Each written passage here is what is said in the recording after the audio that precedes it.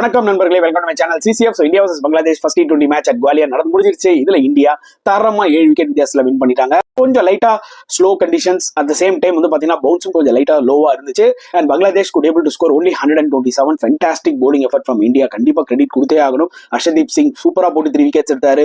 வருண் சக்கரவர்த்தி 3 இயர்ஸ் கழிச்சு ஒரு கம்பேக் கொடுத்து 3 விக்கெட்ஸ் எடுத்தாரு. சூப்பரா போட்டாரு. மயங்க் யாதவ் சூப்பர் டெபியூட் தான் சொல்ல முடியும். At the same time good bowling performance from Washington Sundar, Hardik Pandya, Nitish Reddy டீசெண்டா போட்டாரு. சோ ஒரு கம்பைன் டீம் எஃபர்ட்னு சொல்லலாம் bowling பாயிண்ட் ஆஃப் வியூல. பங்களாதேஷோட பேட்ஸ்மேன்ஸ் நிஜமாவே ரொம்ப போரா விளையாடுனாங்க.